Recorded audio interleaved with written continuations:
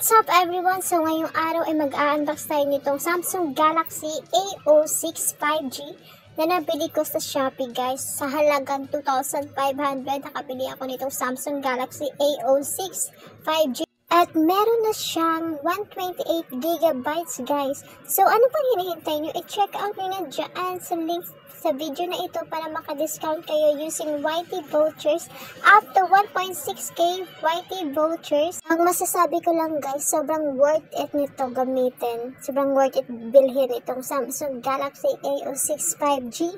Kasi pag i-click mo yung screen, sobrang smooth siya guys. At saka, worth it na sa ganitong price. Nag-sale siya, no? 2,500 ko lang nabili. Pala guys, yung original price po nitong Samsung Galaxy A06 5G is around 8,000, no?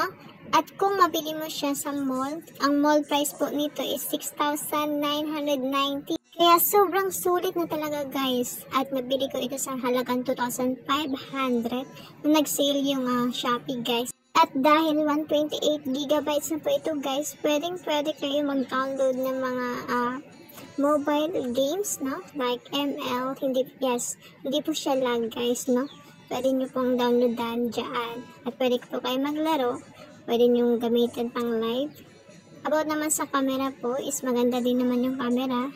Sulit na sulit sa price guys. So, nga pala guys, dahil nabili ko siya sa halagang 2,500, nung in-unbox ko siya guys, is wala pong adapter. So, masasabi ko sa inyo is don't expect na may adapter po ito or charger itong Samsung Galaxy A06 5G kung nabili nyo sa Samsung Store sa Shopee kasi wala po siyang adapter.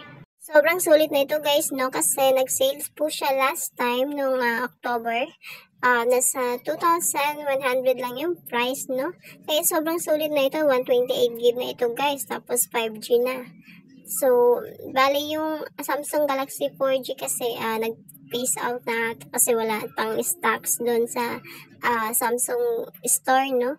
So, kaya ano pang hinihintay nyo guys? Ibilhin nyo na ito. Sobrang sulit na ito guys. At makikita nyo naman doon, may mga reviews around, I think, 6,000 yung reviews, no? And then, 5-star, guys. At saka, itong Samsung Galaxy A06 5G, nasa 10K plus yung sold via Samsung Store sa Shopee.